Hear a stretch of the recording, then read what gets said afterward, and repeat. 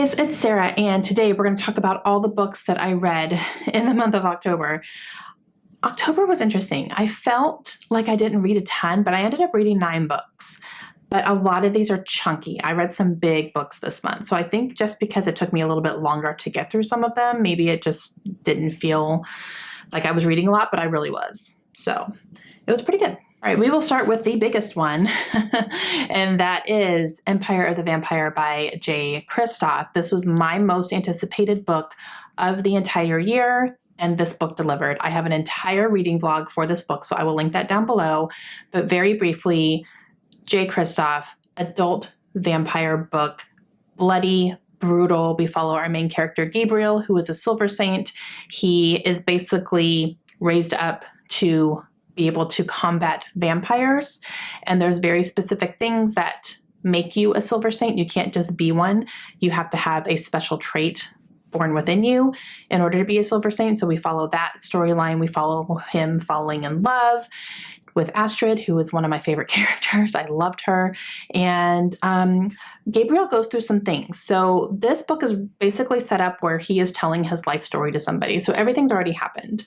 And he is telling his story and the storyline and the battles that he fought and the people he came across and the things he went through. And he's telling it to a historian who is taking it down. So you're going back and forth between actually following along what Gabriel went through, and then you flash to scenes of him interacting with the historian, which is fantastic. Their banter is great. I loved those scenes. So it goes back and forth a little bit, but it's not confusing. It never really took me out of the story. It was great. So 5 stars, absolutely loved it. Keeping this for my shelves. The next one I read is a book that was for our book club, and that is Bag of Bones by Stephen King. And this one I listened to on audiobook. Stephen King narrates it, but I wouldn't recommend it. I would say Stephen King is a great writer, not necessarily a great audiobook narrator. So I'll say that. I didn't hate his narration, but I don't know. It wasn't the best for me personally. So this follows Mike Noonan, who is a writer, and he has recently lost his wife. And he finds himself in a big time writing slump and getting some expectations put on him by his agent saying, we need something else. We need something new. We need something fresh. But he's struggling. So he decides to take some time to go to his lake house that he owned with his wife called Sarah Laughs. And it's a very secluded place in a very small town. And he decides to go there to see if he can get some inspiration there. While he's there, he runs into and meets a young woman who is also a widow, and she has a young daughter, and they meet in a very interesting way. And he finds a connection with her. Now, this is all the talk of the town. There's very nosy neighbors. There are also some things happening at his cabin that are very strange, and he's starting to suspect that this cabin is maybe haunted. And then when he really starts learning about things that happened in this town and around his cabin, he starts kind of piecing some things together. So he's like, there's definitely a supernatural element to this. He's kind of unfolding a little bit of a crime drama that's happening in front of him involving this young woman that he's met and made a connection with. So it's fantastic. I really, really, really enjoyed this. And I gave it 4 stars. It wasn't the best Stephen King I've read, but I really did enjoy the story. And this one I am also keeping on my shelves. The next one that I read is a book that Krista sent me for our Christmas book exchange, and that is the Physic Book of Deliverance, Dane. This is written by Catherine Howe. This is the first book I've read from her, and this one is a historical fiction following a family, basically, of witches. I listened to this one on audio, and the audiobook narrator was Catherine Kellgren, and I really enjoyed the audio version of this. This actually follows 3 different timelines, so triple timelines here.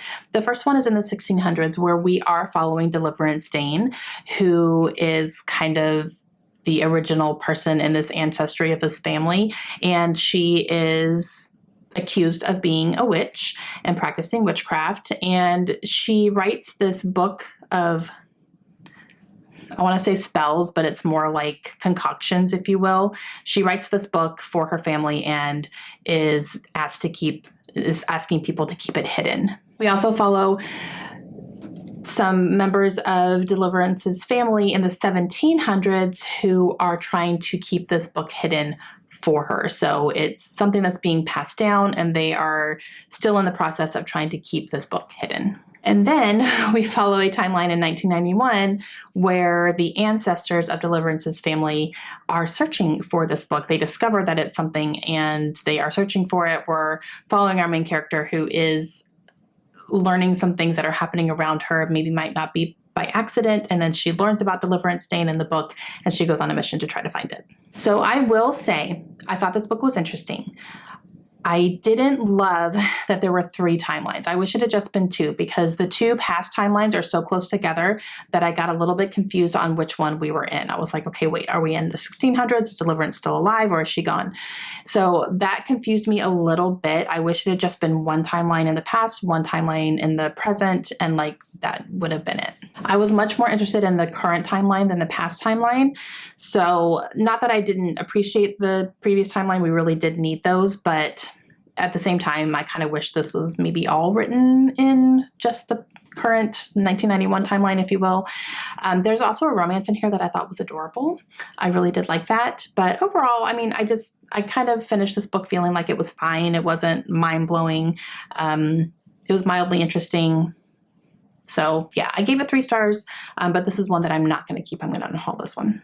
Okay, and then Lindsay and I did a read-along for this book, and it's a book that so many people have been purchasing because it's so beautiful, and it is. This is one of the most beautiful books I own. But Lindsay and I were like, you know what, we bought this because it's beautiful, but let's read it. Let's actually read this book and see what we think. So that is The Actinomy. This is by Trevor Allen Forrest. Now, one really cool thing about this read-along that we did it on Instagram, and it was a group read.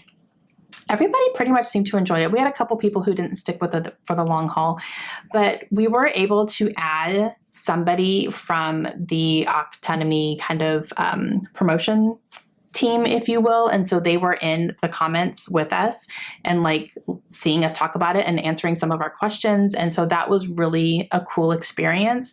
We don't even know who they are. It was just the Actinomy Instagram account. So like it was kind of a little mysterious that way, but it was a really cool reading experience to kind of have that input as well. So what is this about, you might ask? Okay, this is a fantasy book and it follows a set of twin brothers. These brothers are basically in charge of hunting down criminals in this world. And the world is really, really intricate. I mean, incredibly intricate. There's different parallel dimensions, and there's different places that some people can travel to, but others can't. And there's some places where this magic can work here, but not everybody's magic can work here. And it's very, very intricate in that way. And we follow these 2 brothers who are basically like hunters, if you will. And they are in charge of protecting the Actinomy. And it's so hard to describe because as I was reading it, I really was just immersed in the world building and the descriptions of this world. I felt like I was there. It felt like I could just see the magic unfolding in front of me. And the magic system is so, so cool. There are parts in this world where you can just think about something and it will appear. Like if I think of a slice of pizza, it will appear in my hand and it's real. And you have to be careful though about what you think about because anything you think about could come true. So that was really cool. There is a really cool kind of inner dialogue character that I just absolutely loved. His name is Trevor. And he was almost like a conscience, if you will, like a Jiminy Cricket type thing, but don't call him that because that happens in here. He gets very upset. And so there's that, which was really cool. There is a AI character in here that is really, really cool, like a actual little robot. Her name is Phoebe. She's fantastic. And I loved it. I thought it was fantastic. I did get a little bit lost in the language for sure, because there's like a whole made up language in here. I couldn't pronounce some of the words, so I got a little bit tripped up on those. And then just kind of following the storyline was a little more difficult than I would have liked it to be. I wish it would have been a little bit more straightforward told versus, all this description. But at the same time, I'm not mad because the descriptions were so, like, it just made you feel like you were there. So, but there is a storyline in here, I promise, and it follows the twins. And yeah, this is the first installment, and I'm going to be looking out for the second one because when another book comes out, I will be picking it up. But I loved it. I gave it 4 stars because I do just kind of wish it was told a little bit more in a direct way than it was, but I still really enjoyed it, and I have no regrets about picking this up, and I'm definitely keeping this on my shelves. Okay, the next one I read is The Year of the Witching, and this is by Alexis Henderson. This is a book that Bobby picked for me to read in the month of October, and this is the first one that I picked from that stack. And this is a young adult historical fantasy, I would say. This follows a young girl who is living in this religious commune. And I mean, we're talking polygamy and worshiping and all that kind of stuff is happening in here. And she is an orphan. Her father was burned at the stake. Her mother was accused of witchcraft. She ended up dying in childbirth. So she doesn't have any parents, and she is living with her aunt and their family. And she has a lot of stigma around her because she is half Black, and that is why her father was burned at the stake, because he was a Black man, her mother was a white woman, and they should not have been together. That was a sin, and so when it was uncovered, they burned him at the stake. So she has a stigma around her. There's a lot of racist undertones in here because of that, because she is the only one. And, but she's still part of this community anyway, but she does feel like because of that, she has a lot to prove. Now, she lives in an area in this town where she lives very close to a forbidden forest. And the forest is forbidden because there is teachings of witches living in this forest, and that they can possess you and overtake you and cause you to do harmful things. Now, her mother was accused of being a witch, so she actually feels kind of a strong connection and a pull towards this forest because of that. And so she starts questioning whether or not her mother really was or really did practice witchcraft. And so she struggles with that, and you see her struggle with that. Now, one day a plague starts coming into their town, and it's something that is very, very brutal and gross, but she starts piecing some things together and realizing that it might have been her that brought on this plague because of something that happens. And so she is trying to figure out if she could stop it as well. She's thinking, if I caused it, maybe I can stop it. And so you see her trying to figure all that out while trying to keep all of her secrets hidden so that she's not burned at the stake herself by these religious people who actually believe that these things are evil and you can't, overcome them. So they're just going to burn you at the stake anyway. So it's a whole thing. So much happens in here. I thought it was fantastic. I really enjoyed it. There were some things that were kind of happening when she was starting to unravel, some things that I felt were a little bit convenient and a little bit easy for her to figure out. I kind of wanted to see a little bit more of a struggle there. But overall, I really enjoyed it. And this is the first book. There's going to be a second book coming out, and I will be picking that one up as well. But I enjoyed this one, so I'm going to keep this on my shelves. The next one that I read is an audiobook that I listened to, and that is Passing by Nella Larson. I listened to this because this is the Netflix book club pick. It's this thing where they pick a book, and it's something that Netflix is going to be providing an adaptation for. So you read the book, you watch the adaptation, and then there's going to be a special on the discussion behind creating that adaptation and what the producers and the creators pulled from the book in order to put it into the adaptation. So it's going to be a whole discussion around that. And I think that's really cool. So I decided to give this a try, and I listened to Passing. This is actually a short story, so it wasn't very long. I was able to listen to it kind of in one sitting. And it follows a woman who is living in New York, and she is a Black woman who can pass as white. And so it's basically kind of a whole just conversation around that. And you see her interacting with some of her friends who have differing opinions on that kind of thing. And then we even see a woman who was married to a man who did not know that he was married to a Black woman who was passing as white. He thought she was white. So you kind of see that happen. And I will say, I just think this was kind of fine. I think because it was a short story, I didn't have an opportunity to really connect to the characters or really care about what was happening. I will say not a ton happened. It just seemed like there was maybe 2 or 3 scenes in it, and that was it. So I feel like because I just didn't have enough time with these characters, it was just kind of like, okay, it was just a glimpse, and I wanted more than a glimpse, you know. It was good conversation, definitely, and it was kind of like, oh, okay, like this could be how some people feel about this. So I think that was good, but overall, as a story for a plot-driven reader, it just wasn't there. And I don't mind character-driven stories. That doesn't bother me as long as I can really get to know those characters. But in this case, because it was so short, I didn't have that kind of time. And also the ending of this book ended in the middle of a scene, and I hate that. I hate, because I felt like, but what ended up happening? So that I didn't like as well. So it was very short, didn't have enough time to connect to the characters, and it ended in the middle of a scene.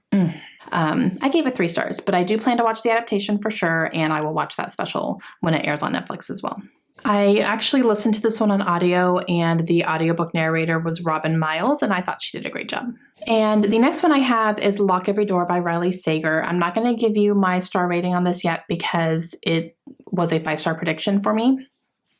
But this one follows a young woman who really is strapped for cash. She does not have a job. She just broke up with her boyfriend who was cheating on her, and she doesn't have a place to live. So she's really struggling big time.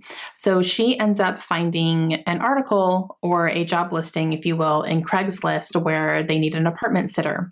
And it is at this very famous New York apartment complex, which is very exclusive and costs a lot to live there. However, she is going to get paid to apartment sit for 3 months, and it's going to be an exorbitant amount of money. She feels like this is too good to pass up. So I'm going to go ahead and I'm going to take this opportunity to do it. So she does. While she is there, she's meeting some interesting characters. She's meeting some people who are very secretive, and she doesn't understand why. She is hearing some things maybe she shouldn't be hearing, and she's questioning a lot of things that are happening inside this apartment building where she's basically sworn to secrecy. She has these rules she's supposed to follow. She can't have any visitors. She has to spend every single night in the building, and just all these different rules and stuff. So, I will say, I think this can be a polarizing book. I think there are people who will love the ending and people who do not like the ending. I did not like the ending. We were going in a direction that I was happy with. I was getting excited about where this direction was going, and then it shifted to something else. And I didn't like that. I liked the direction it was going, but then it kind of got taken away. And so I was like, no, but I wanted this. So I'll go into more details about that when I do my 5-star follow-up. I'll tell you a little bit more about that. But yeah, so I read it on my Kindle. I think if I had a physical copy of this, I'd probably still keep it just because I do love Riley Sager as an author, and I'd want his whole collection. So I may still end up maybe picking this up, maybe from Book of the Month or something, because they do have it available there. Maybe I could use it as an add-on 1 month or something, but I still didn't really enjoy the ending. The next one I read is a library book, and that is Beasts and Beauty, and this is by Soman Chinani. Sorry, I'm trying to make sure my lights don't glare off this too bad because of the plastic, but this is, I would say, like a middle grade / young adult fairy tale retellings that kind of have a dark twist on them. So we have all sorts of fairy tales in here. So they're all, short, and I just kind of read them here and there. But the fairy tales included in here are Little Red Riding Hood, Snow White, Sleeping Beauty, Rapunzel, Jack and the Beanstalk, Hansel and Gretel, Beauty and the Beast, Bluebeard, Cinderella, The Little Mermaid, Rumpelstiltskin, and Peter Pan. So these also come along with illustrations. So I just kind of read them here and there. I will say I think my favorite one was probably Beauty and the Beast. I thought that was a really good one. I also really like the Rapunzel one. And the Hansel and Gretel one was really good too. So those were kind of my favorite ones. I did not really like the Little Mermaid one, and I DNF'd the Rumpelstiltskin one because I was 3 pages into it and I couldn't read the rest of it. It was really boring. So, but all the other ones I did read. And when I averaged out my ratings for each one. I kind of gave each one a rating. So it averaged out to about a 4 overall. It was like a 3.9 or something. So I just rounded up to a 4. So I'm going to say, like, if you like fairy tale retellings and you like just little snippets of tales that could have a different take on them, I would definitely pick this up for sure. The only thing that really stuck out to me that I didn't like was sometimes the illustrations in here did not match up to what was happening in the story. So, for example, okay, so this one here is from Bluebeard, right? So in the story, this character is described as wearing a bathrobe and a towel on his head because he had just come out of a bath. And so he was like all wrapped up in like this cozy bathrobe and a towel and everything. And then he found this door, but he was still wrapped up in his towel. However, on the same page where that scene is, he's fully clothed going towards this door. So, and I double checked. I was like, wait a second. He didn't go back and get dressed or anything. No, but he's fully clothed. He has like hair down, boots on, completely clothed in regular clothing. But in the story, he's described as wearing a bathrobe. So that happened a couple times in a couple different stories where just the image did not match what was happening. So it was like kind of threw me off a little bit. I was like, okay. So that's the only, like, that's a big criticism I would have for this one. It only happened a couple of times, but it was enough that I was really noticing. So if I had this on my shelves, would I keep it? I would probably give it to my daughter, actually. I think Kaylin would enjoy reading these tales. So I'd probably keep it for her. I don't know that I would keep it on my shelves for the long term, but it was good. And the last one that I read in the month of October is another book that Bobby picked for me, and that is Rose Madder by Stephen King. So 2 Stephen King books this month. This is one that Bobby actually sent to me, and so I was very happy to get this one read. This is another one that I actually listened to on audio, and it was narrated by Blair Brown and Stephen King. So you get 2 different perspectives here. You get a perspective from Rosie, which was narrated by Blair Brown, and then you get a perspective from her husband, Norman, who was narrated by Stephen King. Now, Rosie and Norman are married, and they are in abusive relationships. And Norman severely abuses Rosie. So we are talking the biggest trigger warnings you can have for domestic abuse and for rape as well in here. So know that going in, that is what this book is about, and it is very detailed about the type of abuse that is happening to Rosie. She is married to Norman for 14 years. So she has learned to live this way, basically, and is absolutely taught to fear leaving him. And one day she decides she's going to go. She's going to go. She's had enough, and she leaves him. Now, the interesting thing about this is that Norman is a police officer. So he is very good at finding people. And obviously, when he realizes that she left, he makes it his life's mission to find her. She ends up finding protection at a woman's shelter. And she starts to slowly build her own life in this area where she was taken in and helped. And she finds this painting at a thrift store one day, and she decides, like, she's just very drawn to this painting. So she decides to buy it and take it to her new apartment that she has set up. She also makes a connection with the man who was working at the thrift store there. And they start to form a relationship as well.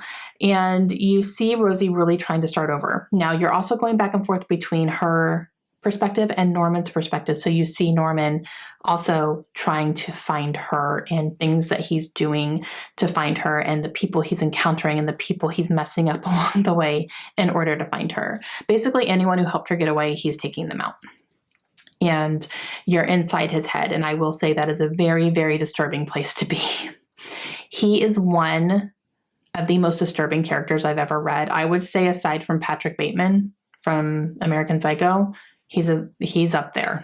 Norman Daniels is very much up there in the disturbance level of the human mind.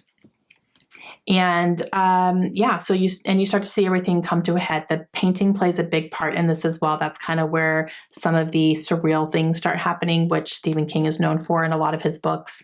And it's all very interesting. It's all very interesting because a lot of things from Norman's past start to come up as well into Rosie's current situation. So it's really, I like the way that is all tied together. And I really loved seeing Rosie develop as a character because she started out as this beaten, broken woman who did not think her life was going to be any different, to someone who discovers that she can live on her own and she can do things for herself and she does deserve better. So that was fantastic. And just the way things came to a head was incredible. And there were parts, I was listening to this when I was driving and I just went, like while I was driving, because there was an interesting death scene that I just went, just the way Stephen King does. So it was really great. I gave this 5 stars. I actually really, really, really loved this book. It's going to hit you in all sorts of different ways. So if you can handle reading about this type of topic, I would definitely recommend this. And I thought it was fantastic. And it's one that I'm definitely keeping on my Stephen King shelf. Whew, okay, that is it, guys. I felt like that was a lot to talk about, but it was a good reading month. It ended up being good, even though kind of halfway through the month, I felt like I wasn't reading anything, even though I was just reading long books. So it ended up being pretty good. Let me know down below if you guys have read any of these. Let me know if you're planning to read any now. Let me know what you read in the month of October. Did you have really big hits? Did you have any misses? Let me know. And I will see you guys again very soon. Hope you have a great day. Bye.